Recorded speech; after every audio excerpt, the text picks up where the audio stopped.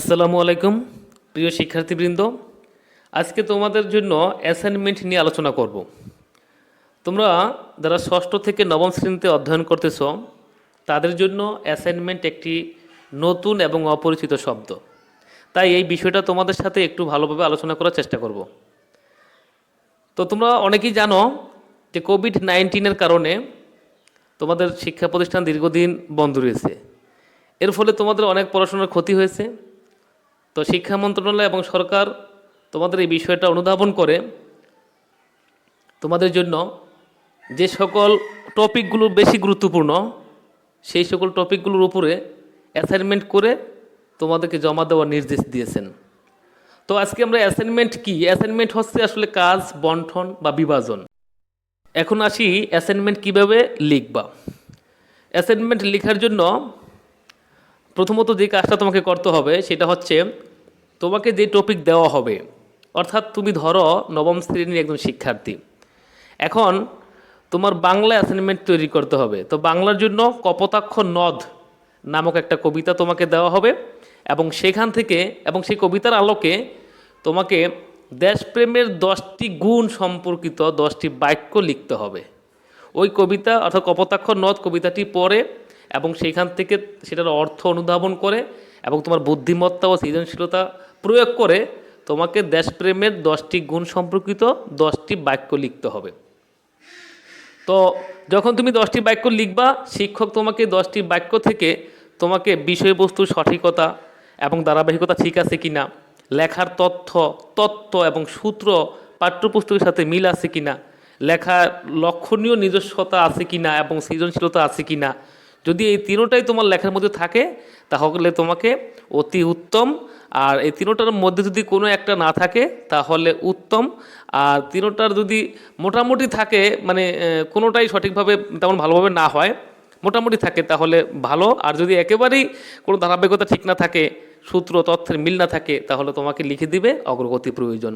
এবং তোমরা এই অ্যাসাইনমেন্টগুলো জমা দেওয়ার পরে শিক্ষকগণ তোমাদেরকে অ্যাসাইনমেন্টগুলো আবার দেখাবেন এবং তোমাদের ভুল ত্রুটিগুলো দেখিয়ে দিবেন এবং এভাবে তোমাদেরকে মূল্যায়ন করবেন। এবং তোমাদের এই কার্যক্রম চলবে 31শে ডিসেম্বর পর্যন্ত। আর একটা বিষয় আমি বলে রাখি, অনেকেই প্রশ্ন করে যে কোন ক্লাসের কোন বিষয়ের জন্য কয়টা অ্যাসাইনমেন্ট হবে সেটা তো জানি না। তো তাদের জন্য বলবো, যারা ষষ্ঠ শ্রেণীতে পড়ো তাদের বাংলার জন্য মোট 2টা অ্যাসাইনমেন্ট থাকবে। অ্যাসাইনমেন্ট 1 হবে প্রথম সপ্তাহে এবং অ্যাসাইনমেন্ট 2 হবে ষষ্ঠ সপ্তাহে। এবং ইংরেজির জন্য 3টি অ্যাসাইনমেন্ট হবে।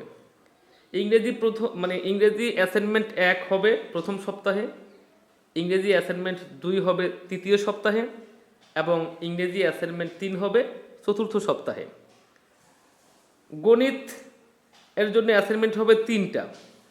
প্রথম অ্যাসাইনমেন্ট হবে তৃতীয় সপ্তাহে, দ্বিতীয় অ্যাসাইনমেন্ট হবে পঞ্চম সপ্তাহে এবং তৃতীয় অ্যাসাইনমেন্ট হবে ষষ্ঠ সপ্তাহে। এরপরে বিজ্ঞানের জন্য মোট 3টি অ্যাসাইনমেন্ট থাকবে। অ্যাসাইনমেন্ট 1 হবে দ্বিতীয় সপ্তাহে, অ্যাসাইনমেন্ট 2 হবে চতুর্থ সপ্তাহে এবং অ্যাসাইনমেন্ট 3 হবে পঞ্চম সপ্তাহে। বাংলাদেশ ও বিশ্ব পরিচয়ের জন্য 2টি অ্যাসাইনমেন্ট থাকবে।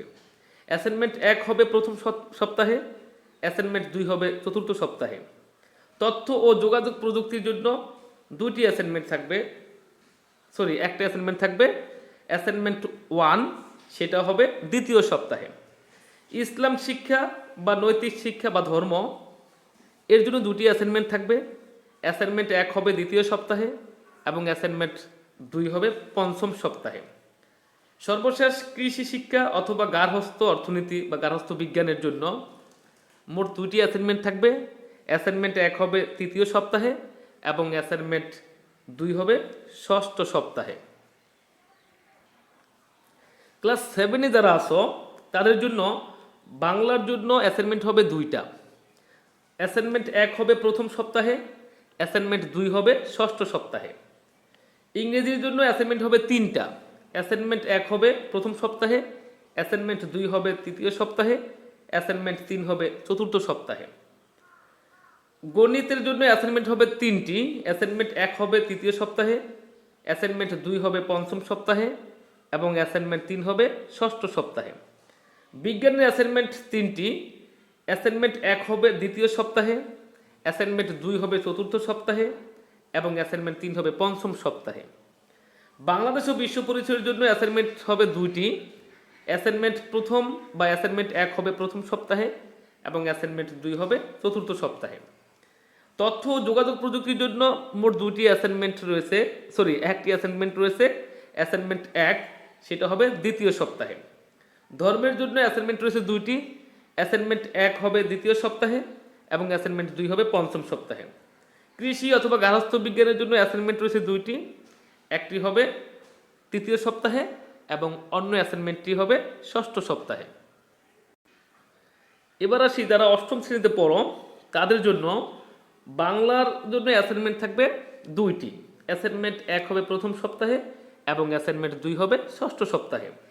ইংরেজির জন্য অ্যাসাইনমেন্ট হবে 3টি। প্রথম অ্যাসাইনমেন্ট হবে প্রথম সপ্তাহে, দ্বিতীয় অ্যাসাইনমেন্ট হবে তৃতীয় সপ্তাহে এবং তৃতীয় অ্যাসাইনমেন্ট হবে চতুর্থ সপ্তাহে। গণিতের জন্য অ্যাসাইনমেন্ট 3টি। প্রথম অ্যাসাইনমেন্ট হবে তৃতীয় সপ্তাহে, দ্বিতীয় অ্যাসাইনমেন্ট হবে পঞ্চম সপ্তাহে এবং তৃতীয় অ্যাসাইনমেন্ট হবে ষষ্ঠ সপ্তাহে। বিজ্ঞানের অ্যাসাইনমেন্ট হবে 3টি। অ্যাসাইনমেন্ট 1 হবে দ্বিতীয় সপ্তাহে, অ্যাসাইনমেন্ট 2 হবে চতুর্থ সপ্তাহে এবং অ্যাসাইনমেন্ট 3 হবে পঞ্চম সপ্তাহে। বাংলাদেশ ও বিশ্ব পরিচয়ের জন্য অ্যাসাইনমেন্ট 2টি। অ্যাসাইনমেন্ট 1 হবে প্রথম সপ্তাহে এবং অ্যাসাইনমেন্ট 2 হবে চতুর্থ সপ্তাহে। তথ্য ও যোগাযোগ প্রযুক্তির জন্য অ্যাসাইনমেন্ট হবে 1টি এবং সেই অ্যাসাইনমেন্ট 1 হবে দ্বিতীয় সপ্তাহে। ধর্ম এর জন্য অ্যাসাইনমেন্ট হবে 2টি। অ্যাসাইনমেন্ট 1 হবে দ্বিতীয় সপ্তাহে, অ্যাসাইনমেন্ট 2 হবে পঞ্চম সপ্তাহে। কৃষি অথবা গার্হস্থ্য বিজ্ঞানের জন্য অ্যাসাইনমেন্ট রাখা হয়েছে 2টি। অ্যাসাইনমেন্ট 1 হবে তৃতীয় সপ্তাহে এবং অ্যাসাইনমেন্ট 2 হবে ষষ্ঠ সপ্তাহে। তাহলে দেখা গেল প্রতিটা শ্রেণীর জন্য মোট 18টি করে অ্যাসাইনমেন্টের ব্যবস্থা করা হয়েছে। অর্থাৎ তোমরা যে শ্রেণীতে পড়ো না কেন তোমাদের প্রতি সপ্তাহে 3টি করে অ্যাসাইনমেন্ট জমা দিতে হবে। তবে আরেকটা কথা মনে রাখা খুব জরুরি যে তোমাদের এই অ্যাসাইনমেন্টগুলো কিন্তু তোমরা এমনভাবে লিখবা যেন তোমাদের এক একজনের উত্তর জন্য এক এক রকম হয়, অর্থাৎ কারোর সাথে যেন কারো হুবহু মিল না থাকে। যদি হুবহু মিল থাকে তাহলে কিন্তু সেক্ষেত্রে অ্যাসাইনমেন্ট বাতিল করা হবে। তো এই বিষয়টা খেয়াল করে তোমরা অ্যাসাইনমেন্ট লিখবা আর যতটুকু সম্ভব সৃজনশীলতা এবং নিজস্ব বুদ্ধিমত্তা প্রয়োগ করে উত্তরগুলো তৈরি করার চেষ্টা করবা। ওকে, আর একটা বিষয় সেটা হচ্ছে তোমরা আমার এই চ্যানেল সাবস্ক্রাইব করে রাখবা আর আমি তোমাদের জন্য প্রত্যেকটা অ্যাসাইনমেন্টের উত্তর সহ কিভাবে উত্তর লেখা যায় উত্তরের একটা ধারণা দিয়ে আমরা পরবর্তী ভিডিওগুলো তৈরি করব। আশা করি তোমরা আমার চ্যানেলকে সাবস্ক্রাইব করে আমার সাথে থাকবা ইনশাল্লাহ। ওকে, আল্লাহ হাফেজ।